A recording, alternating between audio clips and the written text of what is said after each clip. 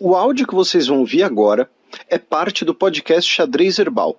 Caso vocês queiram ouvir mais sobre esse assunto e outros temas de política internacional, é só ir em xadrezherbal.com. Então, depois dessa, vamos passar para o primeiro bloco do Giro de Notícias. Notícia do sábado passado, dia 12 de agosto. Rei da Jordânia aprova lei autoritária sobre uso da internet. Então, xingaram ele no Facebook, né? Muito no Twitter, né? Pois é, esse tipo de notícia é sempre interessante, né? Para lembrar, né? Porque assim, a Jordânia é um país que é aliado dos Estados Unidos, foi o segundo país árabe a normalizar suas relações com Israel, né, tido como um país ali, né, pró-ocidente, muitas aspas, né, na região, mas ainda é uma monarquia, né, no caso a última monarquia hashemita, né, das três originais, e uma monarquia em que o rei Abdullah II tem bastante poder. Né? Não chega a ser uma monarquia absolutista, né, como na Arábia Saudita, mas é quase isso. E agora nós vamos ter o que foi chamado, né, de uma nova lei sobre cybercrimes na Jordânia, porém na prática é uma lei que vai permitir censura online, vai permitir vigilância, né, de pessoas e de organizações que sejam consideradas, né, que promovam a imoralidade, por exemplo. E são aqueles termos que a gente sempre lembra, né? O que significa, né, promover a imoralidade? Né? É o tipo de coisa que você pode usar para fiscalizar, para reprimir qualquer tipo de coisa que te desagrade. Né? Então, tivemos essa nova lei das internets na Jordânia e também ali perto, na Arábia Saudita, né, tivemos um encontro entre o ministro de Relações Exteriores da Arábia Saudita com o seu homólogo iraniano em Riad. Tá? Conversaram sobre o aumento da cooperação entre os dois países, né? Conversaram aí sobre aprofundar os laços econômicos dos dois países, depois do acordo que foi mediado pela China. E fora do protocolo, ocorreu uma coisa muito interessante que é o ministro de Relações Exteriores do Irã, o Hossein Amir Abdollahian, ele deveria se encontrar com o seu homólogo e voltar para casa. Mas ele teve uma pequena reunião ali, uma pequena reunião de cortesia com o MBS, né, o príncipe herdeiro saudita, na prática o mandatário do país, né, o Mohammed bin Salman, e conversaram, né, sobre essas questões da relação entre os dois países. Notícia do último domingo, dia 13 de agosto. Israel diz que não haverá sede em Jerusalém para enviado saudita à Palestina. Eu não lembro se foi semana passada ou semana retrasada, né, que nós comentamos que a Arábia Saudita decidiu enviar um diplomata, né, permanentemente para ser embaixador com a Palestina. No caso, o embaixador Nayef al-Sudairi, que também é um embaixador saudita na Jordânia. Ele se encontrou essa semana com o conselheiro de assuntos internacionais do presidente palestino, Mahmoud Abbas, né, no caso o conselheiro se chama Majid Al-Khalidi, e eles se encontraram em Jerusalém. Né? Lembrando que a Palestina reivindica, né, Jerusalém Oriental como sua capital, e lembrando que essa divisão de Jerusalém Oriental e Jerusalém Ocidental é uma divisão que foi criada em 1948, né, durante a primeira guerra, né, a Guerra de Independência de Israel, ou Primeira Guerra Árabe-Israelense. Né, não é uma divisão histórica, muito pelo contrário. E o que acontece? Né? O ministro de Relações Exteriores de Israel, o Eli Cohen, afirmou numa entrevista a uma rádio em Tel Aviv que o embaixador saudita vai poder se encontrar com representantes palestinos em Jerusalém, porém sem uma residência fixa. Né? Abro aspas para o ministro israelense. Terá alguma residência física oficial em Jerusalém? Isso não permitiremos. né? Por quê? Israel reivindica Jerusalém como um todo, né? Lembrando que pela lei israelense, Jerusalém é una e indivisível, né? Una no sentido não apenas de ser uma cidade só, mas de ser uma cidade única. Você não pode simplesmente fundar uma outra cidade e batizar de Jerusalém, né, pela lei israelense. Então você não pode ter Jerusalém Oriental, Jerusalém Ocidental, duas cidades chamadas Jerusalém, algo assim. Então, é a ideia de que, olha só, Jerusalém é nossa capital, e a gente não vai permitir um embaixador saudita para os palestinos ter uma residência permanente aqui. Se quiser ter uma residência permanente, imagino ele, né, para o ministro israelense, que seja em Ramallah, né, por exemplo. Ainda em relação a Israel e Palestina, né, nós tivemos uma operação militar israelense no campo de refugiados de Balata, né, que fica perto de Nablus, na Cisjordânia, que, segundo as forças militares israelenses, foi contra um laboratório que fazia explosivos. Tá? A operação foi às 3 da manhã e deixou diversas casas destruídas pelo fato de que as tropas israelenses usaram ali tratores, escavadeiras, né, para abrir caminho. Então, a população palestina protestou contra a derrubada dessas casas. E ainda falando em relação a Palestina e Israel, na última quarta-feira, dia 16, um homem foi espancado e teve a estrela de Davi marcada na sua bochecha a fogo por 16 membros da polícia israelense, ele que era suspeito de tráfico de drogas no campo de refugiados de Shuafat, que fica no nordeste de Jerusalém. E nenhum dos 16 policiais presentes no caso tinha as suas câmeras corporais funcionando, de acordo com o portal de notícias Ynet. Essa notícia, né, como você mencionou, desse portal, e foi repercutida pela Al Jazeera também, né, que é a mídia estatal qatari, e o homem, ele apresentou queixas na corte de Jerusalém, porém ainda não está, a polícia, né, israelense nega, né, essa questão da marcação, enfim, né, vai ter averiguações e tal. E finalmente na região do Levante, um pouco mais ao norte, no Líbano, né, recentemente a gente teve aquele acordo, né, entre Líbano e Israel, intermediado pelos Estados Unidos, né, é um acordo entre Líbano e Israel. Né? Líbano fez um acordo com os Estados Unidos fez um outro acordo com Israel para a exploração de petróleo e gás da fronteira marítima entre os dois países, que é contestada, e a perfuradora, né, o navio Tungsten Explorer, chegou na região do campo do Bloco 9 para iniciar a perfuração nas águas libanesas. Tupá, seus comentários, algum? Você está quieta, você está em silêncio, você está introspectiva? Eu prefiro não fazer muitos comentários sobre a política dessa região. Virou a Glória Pires agora. Eu prefiro não opinar. Notícia da terça-feira passada, dia 15 de agosto. Guerra do Sudão terminará apenas com negociações, diz segundo em comando do Exército. Pois é, né? O senhor Malik Agar, né, que é o vice em comando da junta militar sudanesa, né, disse que é necessário um acordo e a formação de um governo provisório, né, um governo interino, melhor dizendo, entre os dois lados para acabar com a guerra no Sudão, né, que já vai entrar aí no seu 5º mês. Tá?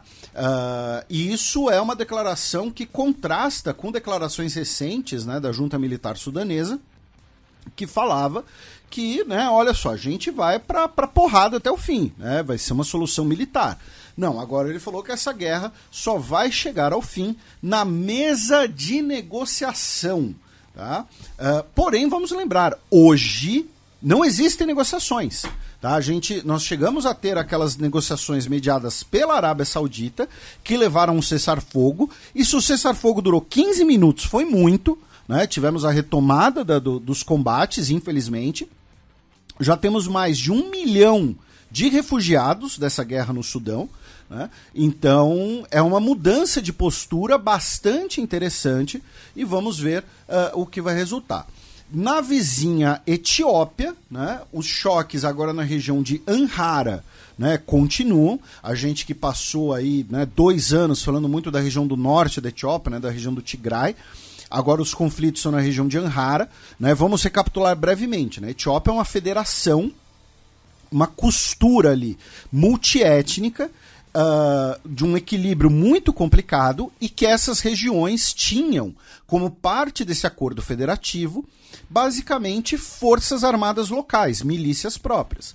Como parte da solução da guerra no Tigray, o governo do Abiy Ahmed determinou, né, que, olha só, então não vai ter mais as milícias locais, vai ter no máximo polícia.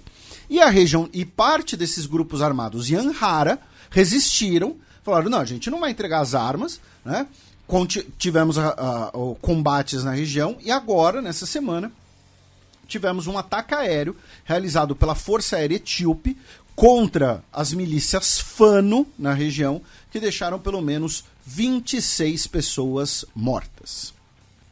Notícia de anteontem, quarta-feira, dia 16 de agosto. Combates na Líbia deixam 55 mortos e dezenas de feridos. Falando em milícias, né, só que nesse caso, por conta de um país que foi esfacelado, né, por uma intervenção armada estrangeira, né, nós tivemos diversos combates na região de Trípoli que deixaram pelo menos 55 pessoas mortas e pelo menos 140 pessoas feridas. Por quê? Né? Um grupo armado, tá, uma das milícias, que se chama a Força de Dissuasão Especial, a Força Especial de Dissuasão, né?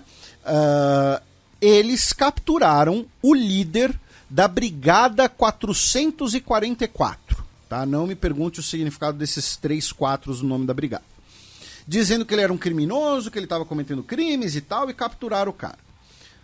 A Brigada 444, obviamente, reagiu, e aí tivemos esses combates que deixaram mais de 50 pessoas mortas, até que outras forças políticas, né, forçaram essa força de dissuasão especial a libertar o Mahmoud Hamza, que é o líder, né, da Brigada 444. Então, um choque, né, entre 2 milícias armadas em Trípoli deixou mais de 50 pessoas mortas e, inclusive, o porta-voz do Crescente Vermelho, né, na Líbia, né, o Sama Ali, pediu assim, basicamente implorou. O vídeo é trágico, para que as pessoas fossem doar sangue. Porque não foram pessoas apenas feridas na troca. Teve pessoa ferida pelo que a gente chama aqui no Brasil, né, de bala perdida, né, teve carro incendiado na rua. Enfim, uma situação bastante trágica. E, além disso, né, as autoridades, né, do governo de Trípoli, da Líbia, né, porque eu falo governo de Trípoli, né, vamos lembrar, a Líbia hoje está dividida, né, pediram que o Líbano extradite o Aníbal Gaddafi, né, um dos filhos do ex-ditador Muammar Gaddafi, que estaria com a saúde bastante debilitada, já que ele está preso no Líbano desde 2015, sem queixas oficiais, sem uma acusação formal, e desde o último dia 13 de junho ele começou uma greve de fome, tá, para protestar contra essa situação. Então a Líbia solicitou que ele seja enviado para o seu país de origem. Bueno, excepcionalmente essa semana não teremos a coluna da professora Vivian Almeida, então passemos para o segundo bloco do Giro de Notícias. Notícia da quarta-feira passada, dia 16 de agosto. Mais de 10 de soldados nigerenses são mortos em ataque perto da fronteira com o Mali. O Ministério da Defesa do Níger, né, anunciou que foram 17 mortos, né, que estavam se deslocando entre Boni e Torodi e que foram vítimas de um ataque terrorista. Tá? Falaram que também cerca de 100 dos atacantes foram neutralizados. Ou seja, está falando que foi um ataque, né, dos grupos jihadistas que operam na região, sem relação com a crise política no Níger, que foi tema principal dos últimos programas. Né? Também essa semana, no domingo, dia 13, a junta militar do Níger anunciou que vão processar o presidente Mohamed Bazoum por alta traição e por minar a segurança do país.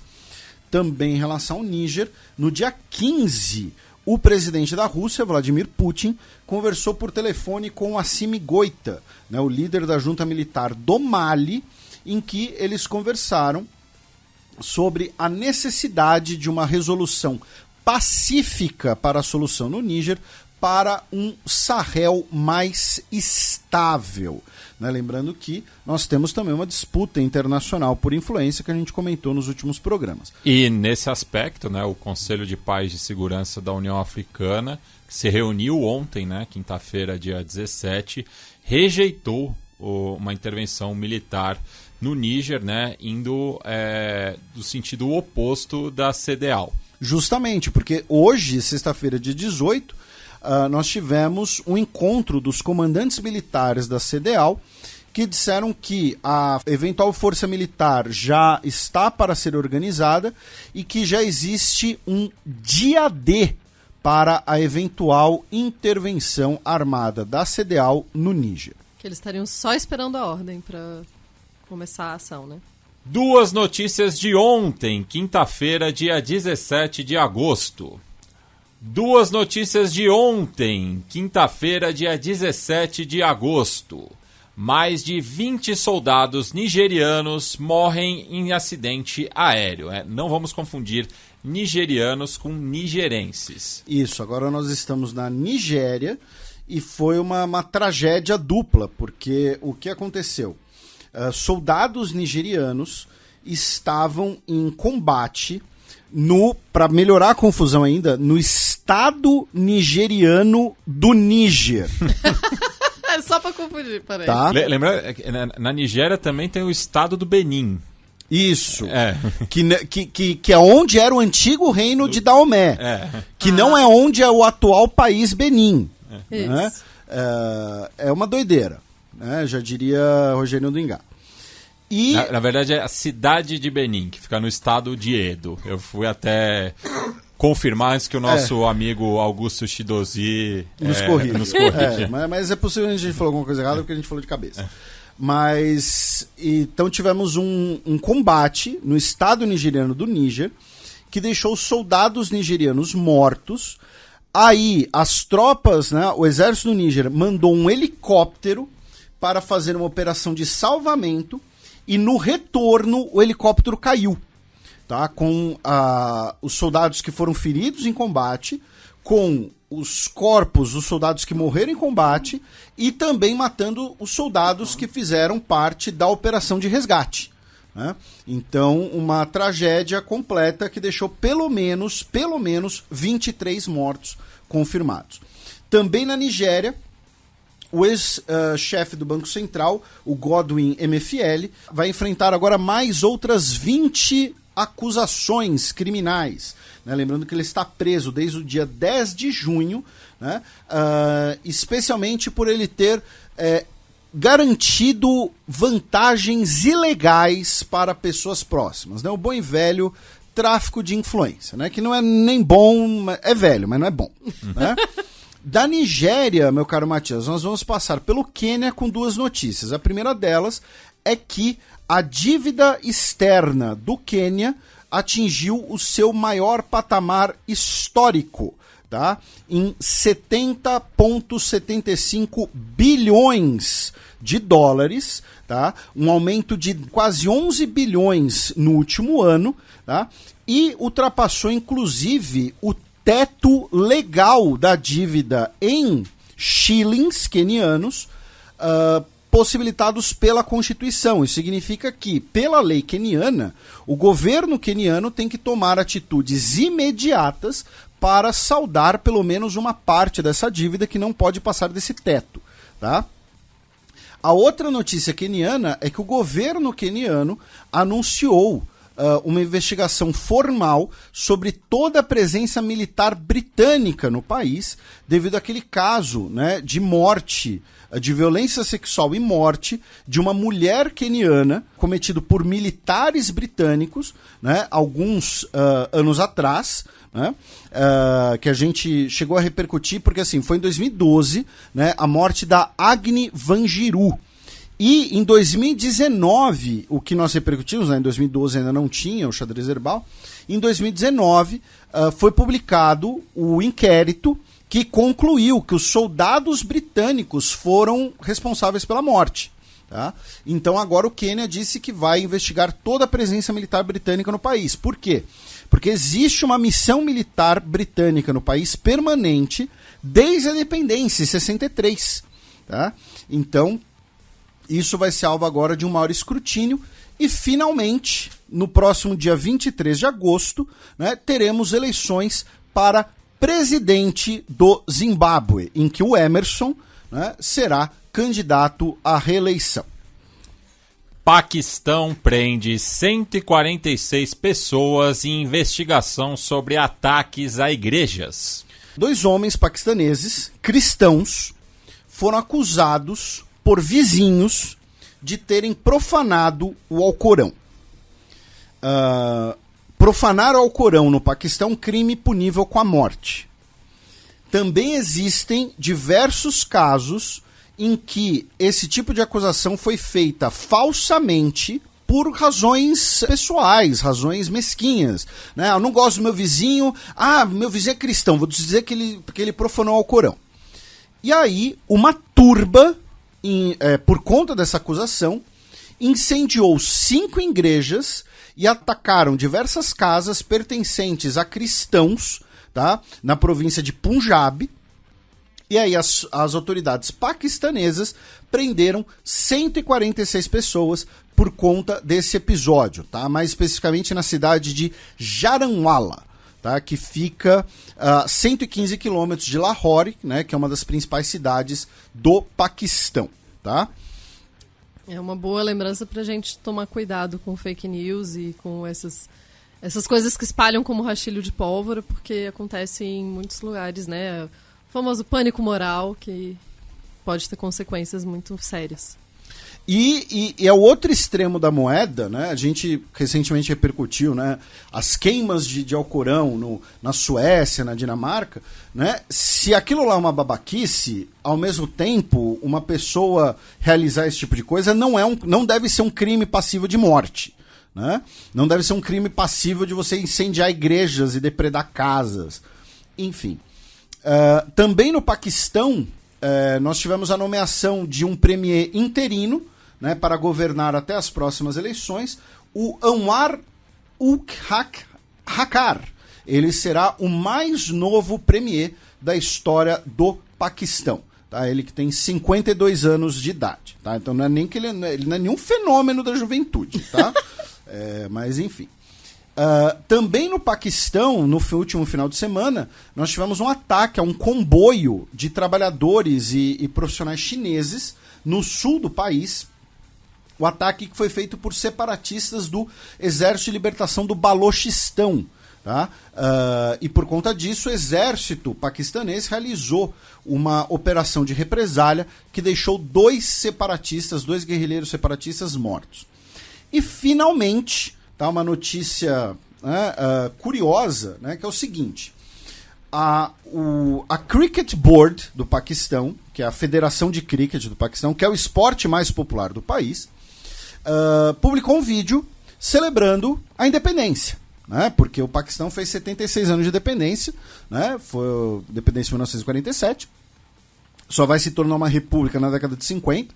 Né? Lembrando, Elizabeth II brevemente foi rainha do Paquistão. E aí a Federação de Cricket fez lá o vídeo celebrando a história do cricket paquistanês, né? Celebrando a independência paquistanesa e tal. E deixaram o Imran Khan de lado. O Imran Khan, ex-premier, recentemente condenado, um líder com muito apoio popular, envolto em diversas polêmicas. E, obviamente, fizeram isso por pressão política, porque, usando a mesma analogia que a gente usa aqui no programa, É como a CBF fazer um vídeo de independência do Brasil celebrando o futebol brasileiro e deixar o Ronaldo Fenômeno de fora. Não tem como. O cara foi melhor do mundo, o cara foi artilheiro de Copa do Mundo, e o Imran Khan, ele foi o melhor jogador e capitão do primeiro título mundial do Paquistão. Né? O cara é um ídolo nacional. Então, obviamente, foi por pressão política. Né? E, finalmente, na vizinha Índia, tivemos muitas chuvas na região norte do país, que deixaram pelo menos 65 pessoas mortas com deslizamentos de terra, infelizmente. Abaixa o volume, porque lá vem Breaking News. Ministério Público da Colômbia acusa 22 ex-executivos e lobistas da Odebrecht de suborno. Você não vai falar o Odebrechtquistão? Eu ia falar, a volta do Odebrechtquistão. Pois é, fazia tempo que a gente não citava a empresa teuto-brasileira, né? Até porque agora ela mudou de nome, né? Porque o Odebrecht... Rebranding. O rebrand porque o seu Odebrechtquistão pegou tanto que eles viraram o Novo Honor. Isso, o Estado plurinacional do Odebrechtquistão, né? Pois é. E foi uma notícia que a gente não colocou no roteiro na parte da América Latina, mas o Ministério Público colombiano, né, acusou 22 pessoas ligadas ao Odebrecht de terem pago cerca de 80 bilhões de pesos em propinas para vencer um edital para a construção de uma rodovia num contrato equivalente a cerca de $1 bilhão. Tá? Então, assim, 80 bilhões de pesos vai dar mais ou menos R$1 milhão para um contrato de 5 bilhões de reais. Né? Então, assim, me parece um bom negócio. Tipo, Colômbia, desculpa, R$1 milhão não é nem propina aqui no Brasil. R$1 milhão aqui no Brasil é a gorjeta da propina. Tá? É o 10% do garçom. Você tá querendo que a propina alcance novos patamares, é isso? Acho que os colombianos estão muito humildes aqui nesse pedido de propina. Lembrando que no espanhol propina é gorjeta. Isso, muito confuso, por sinal. Falso cognato. Pois é. Mas claro que eu estou brincando, né? E lembrando que a Odebrecht ainda deve dinheiro ao governo colombiano, né? Por conta dos acordos feitos em outras condenações e tudo mais. Mas agora nós temos uma acusação criminal, né, envolvendo, inclusive, o Marcelo Odebrecht, né, que era, né, o ex-presidente da empresa, o ex-chefão da empresa, que cumpre a prisão domiciliar aqui no Brasil.